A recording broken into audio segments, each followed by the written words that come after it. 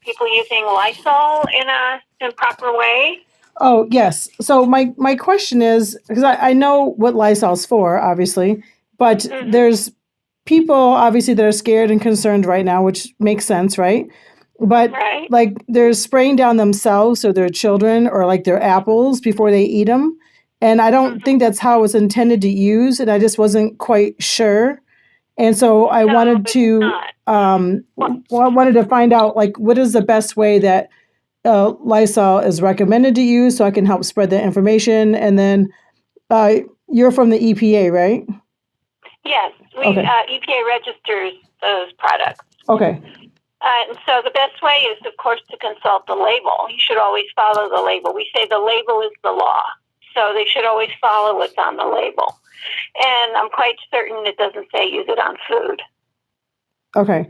Yeah. And and it's not a foodborne illness, so it's not really going to really do anything. Rinsing food is probably all you need to do. You don't need to wipe your food down with disinfectants. I mean, I suppose if you wanted to wipe the outside of an orange before you peeled it, you'd probably want to rinse that off first, and then peel it and eat it. But in an abundance of caution, once the virus gets to your stomach acid, it's probably going to be killed that way. So first of all, you don't use Lysol on food. You should always use it according to the label, whatever it says on the label. Okay. And then the label just does, that's sort of the confusing part to me too, because the label says hazardous to humans and domestic animals. But then it says to use, in a well-ventilated area.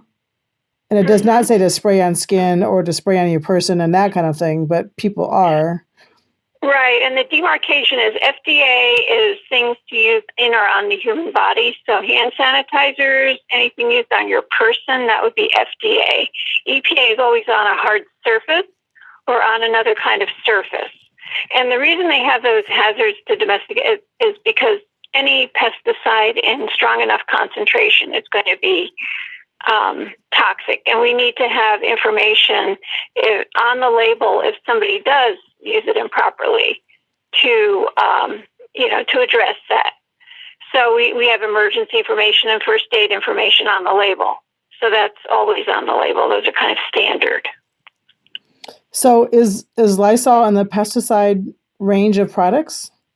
Yes. In fact, EPA registers all the antimicrobials, and Lysol is one.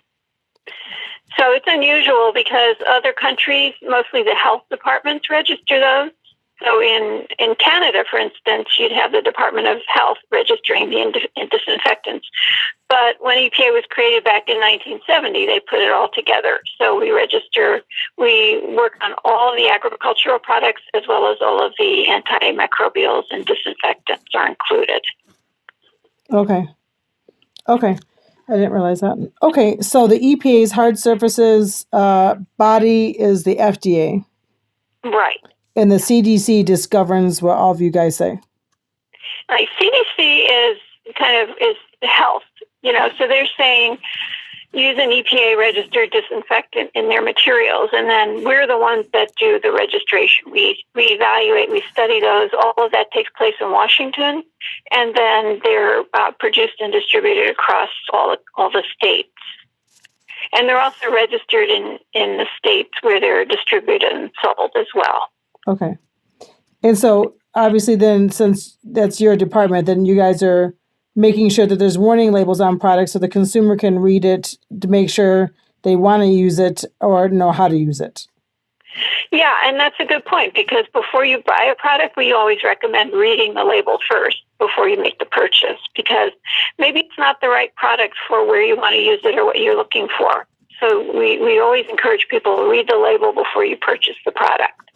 Okay. And then read it again before you use it, and read it a third time. We like to say read it at least 3 times, because there's always information on the label. And a lot of times people just go to the one thing they're looking for. I want to use it on, on my gym shoes, and they're just looking for that.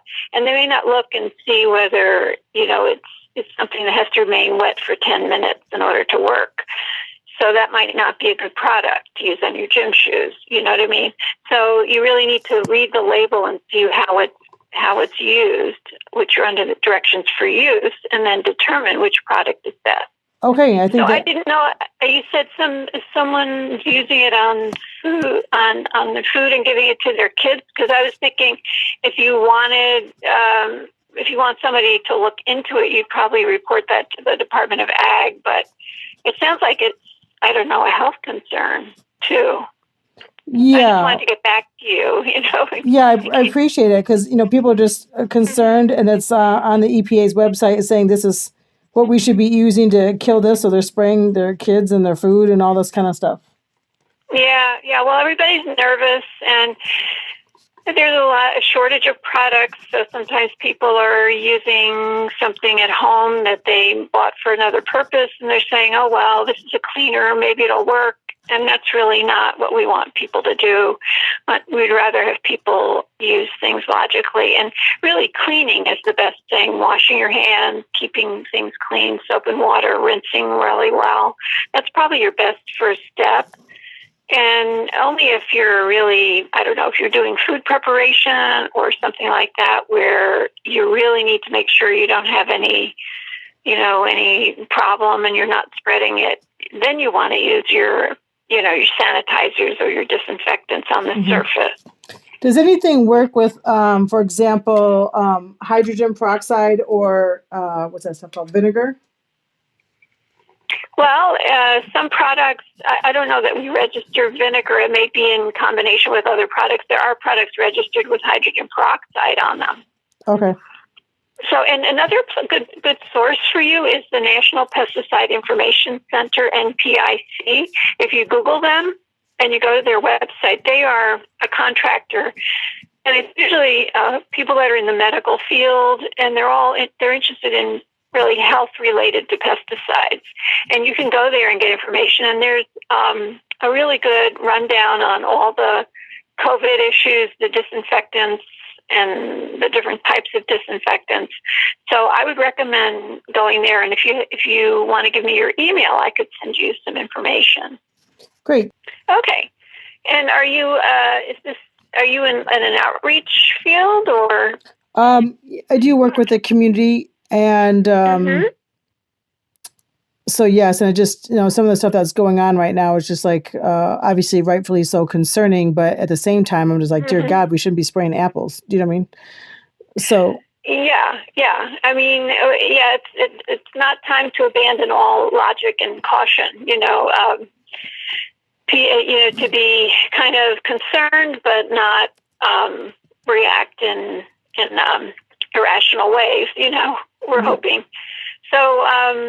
We are getting, issues with people using things inappropriately, and they're concerned, and we do understand. Again, you want to make sure you follow the label and read the label. Yes, perfect.